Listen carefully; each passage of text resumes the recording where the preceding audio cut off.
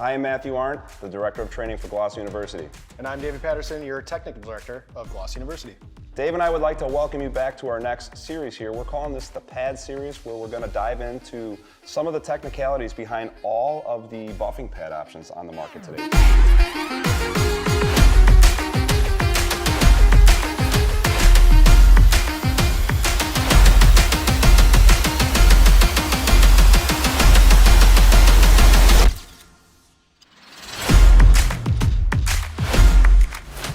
Yeah, we're going to review the history of buffing pads, some of the details, how they work, why they work the way that they work, and everything that you could ever want to know about buffing pads. And I'm super excited about this topic specifically because buffing pads are kind of my thing. I love it. Well, let's get into this. And before we get going with this video, Dave and I are bringing you this video with decades of experience and real user experience in the field. We've had the ability to kind of watch the industry change over the years from all types of things.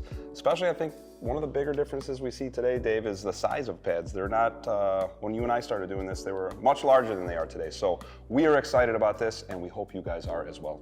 Yeah, this is a topic that we cover in depth in our training classes, in our group training classes, especially when we get into the advanced technical buffing area. Correct. Because a lot of these details resonate into your high-level wet sanding and paint correction. Yep. And understanding all the nuances and details to them is really important. Sure, it's really kind of understanding what pad should you use for certain services and where's a good starting point. I think that can be difficult for new people getting into the industry. So yeah, for sure. I think the best way to approach this would be to go back. Let's in time. Let's take it way back. And back in time. Yeah, and originally we used wool pads, right? Yep. And the old school wool pads. Yeah, this has been the traditional method for buffing when, kind of first started. Yep. And as the years have gone on, it's transitioned not only by the types of paint that we experience on the cars, yep, but the size and the shape of vehicles, but then also the paint polishers systems and the paint systems, everything. Yep. We've seen a huge change into more dual action polishers, but as crazy as it sounds, we've got all of these options and most of them are still applicable today. Yeah. So the wool pad is kind of something that is still very familiar for myself, and it's really how I got my start doing this. When we started doing paint correction, I mean, even when we started doing this, it wasn't even really called paint correction back then. But when we were doing paint correction in the older days, it was basically all we had was a rotary polisher. And most of the time we began our cutting step or even polishing step with a wool pad. Yeah, and I mean, most of polishing in general started with a wool pad or like a sheepskin or sure, lamb's wool, which was a product that was directly on the skin traditionally. Interesting. But as buffing became more and more popular, what we used to see a lot was this traditional full-size tufted wool pad. Okay. And what they mean by tufted is that the yarns of wool are tufted. It's a type of sewing. Sure. And that creates this traditional old school wool pad, which is still applicable today, but we don't use them as much. Unless you're really into wet sanding and buffing, sure, high-level show cars or in a body shop. They're being used less and less. And while the wool pad is still being used a lot, even the wool pads transitioned a little bit. You know, Dave, and you just got me thinking about this. When I was back working for the dealership and I was in charge of ordering supplies, I remember ordering cutting wool pads and polishing wool pads. So I wanted you to maybe talk to the audience a little bit about what might be some of the difference when we talk about a pad that cuts versus a wool pad that would polish. Yeah, so we'll start off just with talking about the traditional tufted. We'll get into the knitted style wool later. Mm-hmm. But these pads are sewn in a circle and it's yarn essentially. So okay, when we think about wool or fiber, mm-hmm, it's similar to a hair on our head, and sure, it gets shaved off of that sheep or that lamb, and then it gets spun into a yarn. And that's where we see these larger strands in the wool. Yeah. The way that wool is processed or what it can be combined with will dictate how aggressive it will be and how it will work. So when we look at these pads, traditionally what we find for a cutting pad or a aggressive pad, sure, is going to be 100% twisted wool. Twisted wool. You may see some pads that are blended with a little bit of a polyester. Okay. Which actually we'll get into a little bit longer or farther down the line, but polyester creates a lot of drag and heat. So the polyester mixed with the wool can could create a very heavy, cutting, aggressive pad. Sure, you can see that in the paint when you're actually working the product. Yeah, absolutely. Like some of the older Meguiar's pads and some of the old pads that were used a lot on gel coat and boats were sometimes blended with a polyester to get a little bit more cut. But traditionally, a heavy cutting pad is always going to be about 100% twisted wool. Sure. And when we say twisted, we're talking about the specific yarn that's sewn or tufted into the pad. Correct. So when we look at the individual yarn strand, a twisted wool is going to have an actual twist to it where it looks like it's spiraled. And it's the twisting of that yarn to create something that's tighter, more aggressive, and has a stronger mechanical ability to cut the scratches out of the paint. It literally looks like yarn. Yeah, it looks like yarn. But even more so, let's just talk about like wool in general, right? So everything when we talk about fibers specifically is going to be measured in something called a denier. And that's, remember that word. Yeah, the denier We'll quiz you later. Yeah, it's the thickness of a hair or a strand or something like that. And there are various differences. So just like us as humans, I have more of a blonde hair, you have a darker hair, and obviously we have some differences between ethnicities. Yeah. Typically lighter hair has a smaller denier and a darker hair has a thicker denier. See, I just learned something here live on camera. Live. So we have the same types of things that we see with sheep and wool, right? So not every sheep is the same. Some might have a thicker hair, some might have a thinner hair, and then their coat actually changes throughout the climate, as the climate changes. So sometimes the way that these are kept consistent is by sourcing your wool in different areas throughout the year to create a consistent product. How about that? That's wild to think about. Dave, this is one of the great value adds of attending an in-person training here at Gloucester University, because this is, with all these pads that you see here in front of us, it's a really great opportunity to kind of get working with some of these so you can kind of yourself see some of the results and some of the feedback that you get from using different pads. I would agree, and I think one of the biggest value adds of Gloucester University is how technical and in-depth we are, and these are all the types of things that we get into on a very detailed level that make our training classes what I believe is relatively unique when you look at the other classes available out there. Sure. So like when we look at the wool going back into the thick and the thin and the things like that, having a consistent product is obviously important. Correct. But the length of the wool also can dictate the amount of cut. Wow. So we have a couple different factors when we look at, let's just say, a traditional wool pad. Sure. You have the pile height, which is how long that strand is. You have the density and how much wool is combined into that area. And then you have the blend, which is what you were talking about earlier. Sure. So the shorter the pile, the more aggressive the cut, but it also doesn't leave you as much room to manage that residue, right? Correct. So you might be cleaning your pad more. So there's always like a little bit of a takeoff. If I wanted to get less cut, better finishing ability, I would want to use a longer strand, the longest strand that I could get. Yeah. So again, there's trade-offs to all this. If we have a longer strand, we have a longer lasting pad, more durable. We have a shorter pad, more cleaning, and they don't last as long. Correct. They just generally have less material in them. Makes sense. But they offer a more aggressive cutting experience. Now, if we wanted to make this less aggressive, the two ways that we can do it is by using an untwisted fiber. So taking that piece of yarn and not untwisting it, but never twisting it in the first place. Never twisting it in the first place. Makes it a lot more fluffy, less firm. Less firm? Yep, and a overall better polishing experience. The other part is what you were saying is again, blending. So when we see polishing pads, we see a lot more blends with products like acrylic. Sure. So an acrylic is going to leave less drag on the surface. It's a finer and softer fiber. And that being blended with the wool offers both great cutting, but then a great finishing ability too. And a lot of the times you'll see these types of pads mixed with yellow. Yep. There's no straight color reference when it comes to this, but I will say that between most of the manufacturers out there, you do see a lot of yellow color associated with a polishing wool pad or something that's blended with acrylic. You know, while you're holding this wool pad in your hand, Dave, it's taking me back down memory lane, because when we were doing paint corrections, before there were really paint corrections, we would cut with a white wool pad and then move into a yellow wool pad before finishing with a foam pad.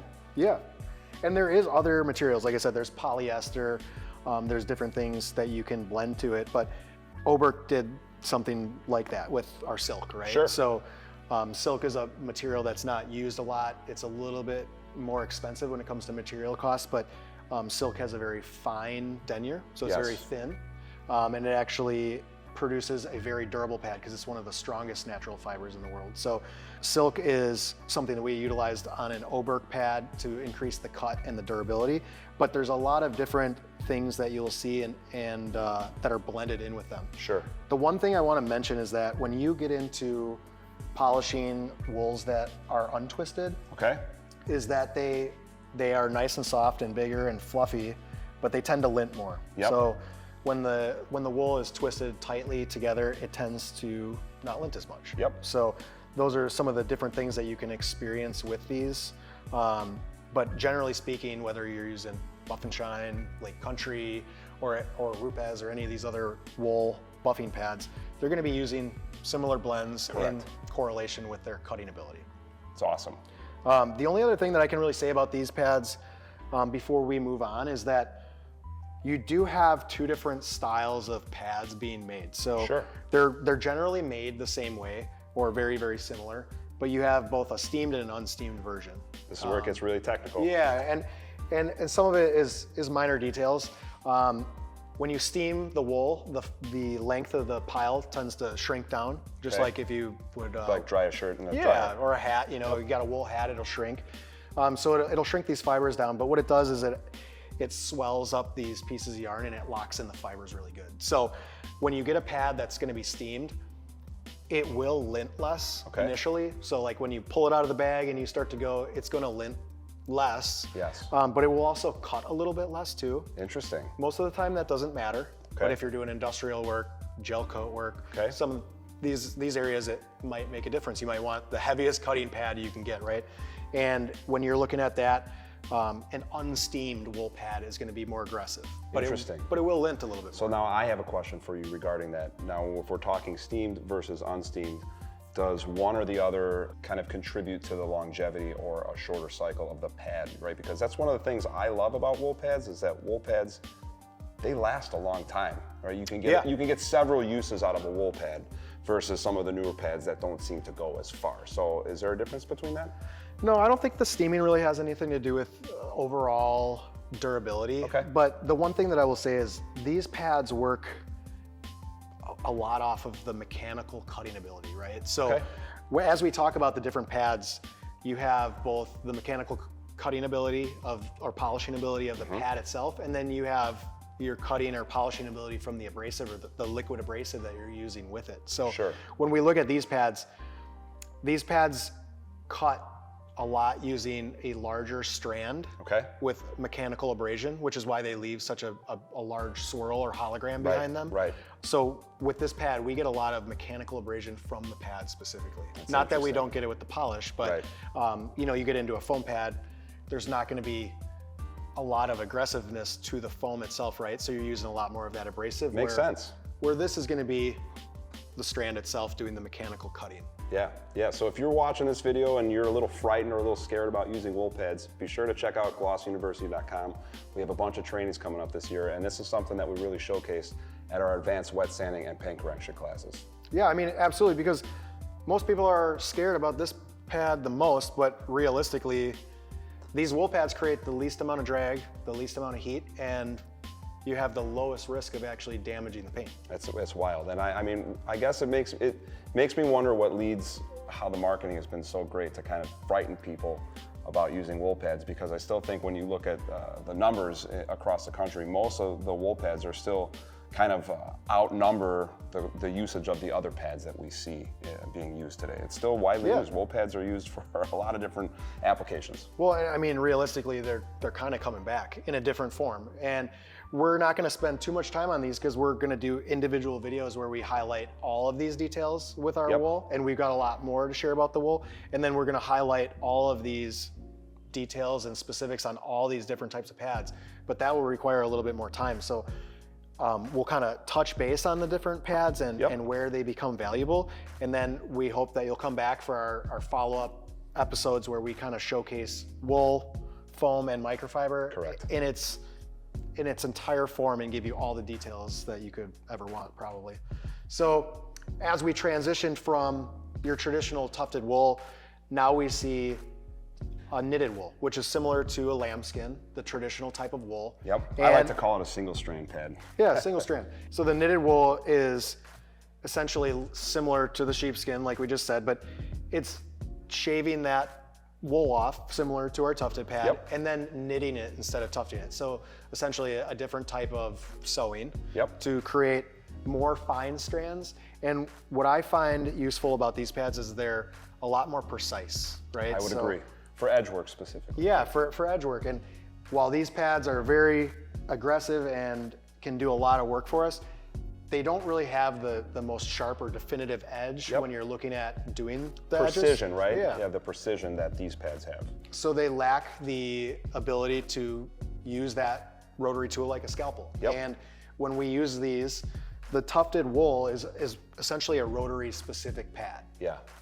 It's the only pad on the entire table that is only made for a rotary, and the style is obviously different than the rest of them. Old school. When we get into the knitted, this product can be used both on a dual action polisher, but it can also be used on a rotary. On a rotary. And it provides that really precision Yep. cutting tool for the rotary, but it's also awesome for a DA, and it's got a lot of uses. So Yeah. this pad is the evolution of the traditional wool pad, but actually still resembles the original sheepskin. Yep. And then we started to move into hybrid blended pads, like the Lake Country purple foamed wool and pads that are similar to that. These pads were actually the first crossover similar to like a microfiber. Because when we look at a foamed wool, foamed wool is actually a knitted lamb's wool mixed with a knitted polyester. Yeah, so that's wild. That kind of does look like, I don't want to say it looks like a microfiber, but it's much closer to the surface like a microfiber pad would be. Yeah, so while they are actually the same raw materials or the core raw materials inside the pad, they both operate a little bit differently.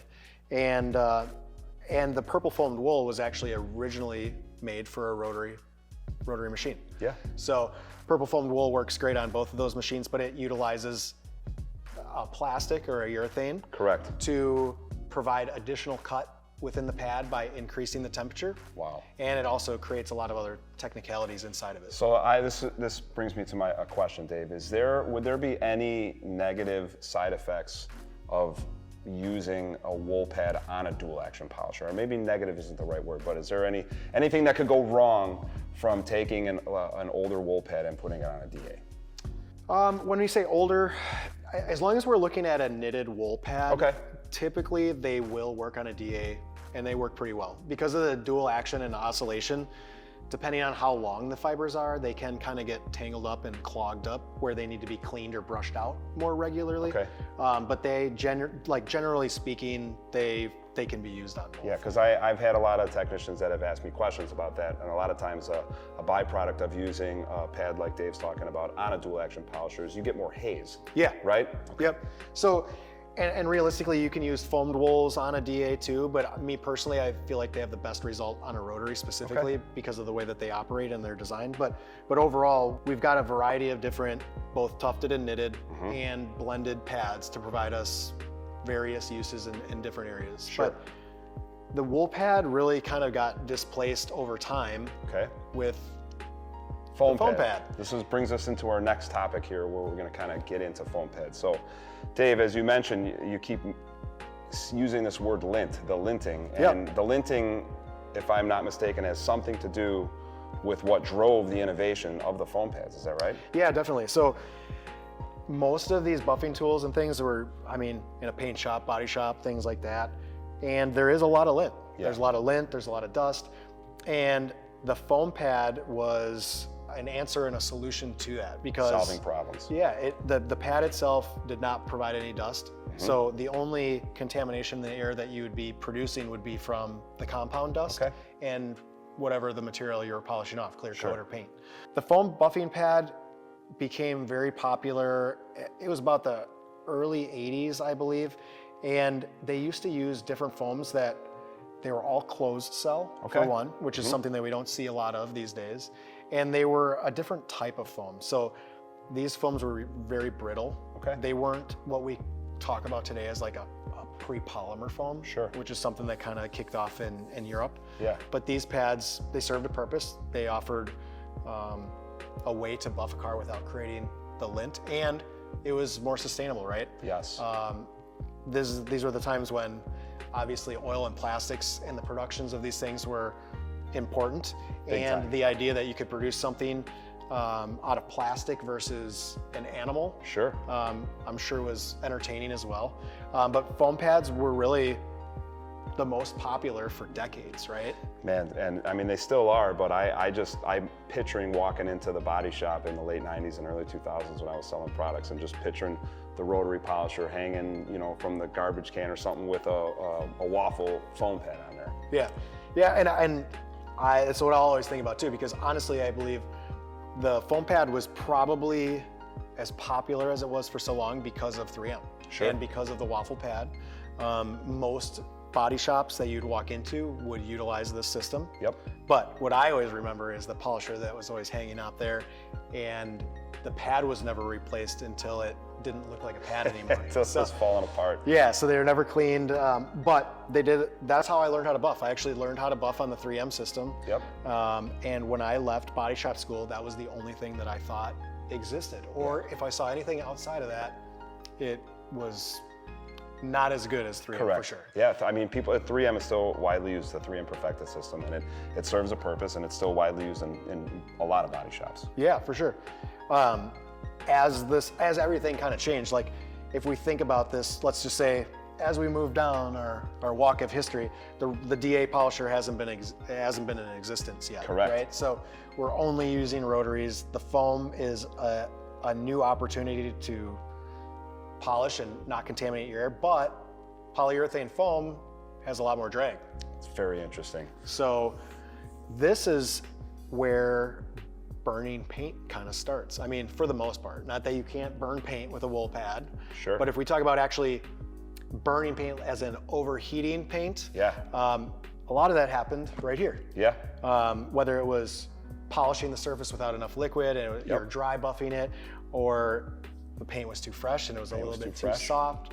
But we really started to see a lot of damage to paint because of improper use.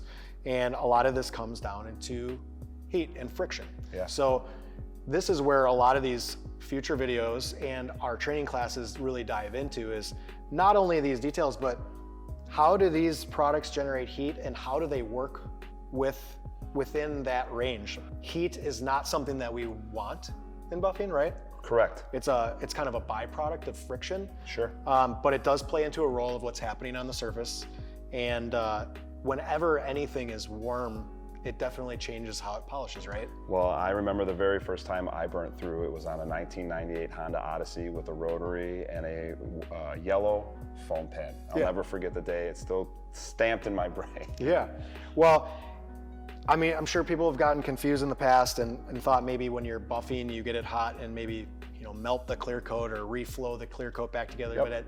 But the reality of it is the clear coat is hardened Yep. already. You can't re-soften the clear coat.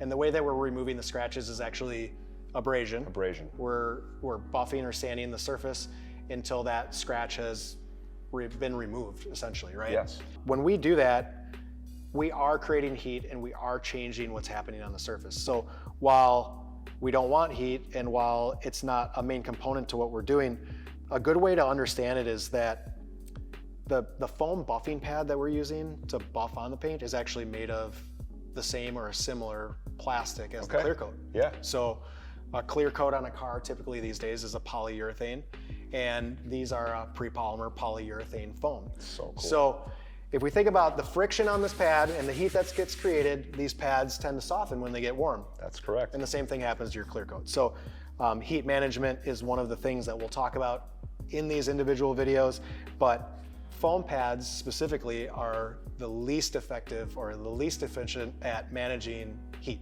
So I wonder, I mean, it raises an interesting question for me, because a lot of times you see people doing heavy cutting with a dual action polisher and like a stiff, tough foam pad. So when in reality, using a wool pad with a rotary might be a more safer approach to, especially when we're talking about heavy defected paint. Yeah, absolutely. Yeah, for sure.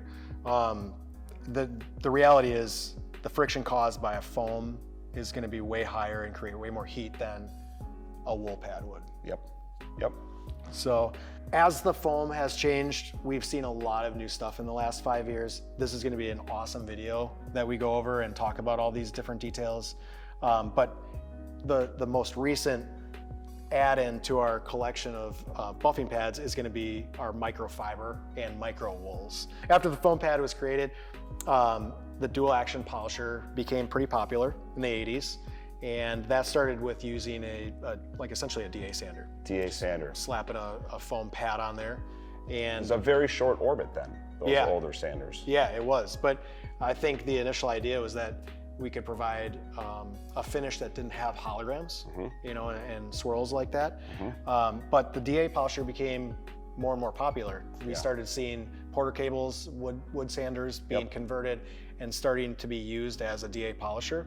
And during that time, which was, I want to say early 2000s, yeah, early 2000s, Auto Geek come to market and really starting to promote and grow the detailing industry. And that's when the Porter cable and the dual action polisher became very popular. I think I said it once in a video many years ago that I think the biggest thing to change the industry was the introduction of the long throw dual action polisher paired with a microfiber pad. Because it allowed for to do heavy cutting and kind of polishing combined in one. And that's where we're kind of really seeing the detailing industry explode over the last 10 years. Yeah, absolutely. You know, like realistically, the micro wools are something that's a little bit newer. It's kind of bridging the gap between our wool pads and the new microfiber pads. But the microfiber pad was a huge innovation, and there was a lot of people involved in this. It was a McGuire's project back. I know Kevin Brown and a number of people were involved in the development of microfiber, but microfiber was pretty much the evolution to being able to use a dual action polisher and do almost everything you could with a rotary body shop style tool. Yeah, it's changed the industry. Yeah, so the way that the microfiber works is a little bit different.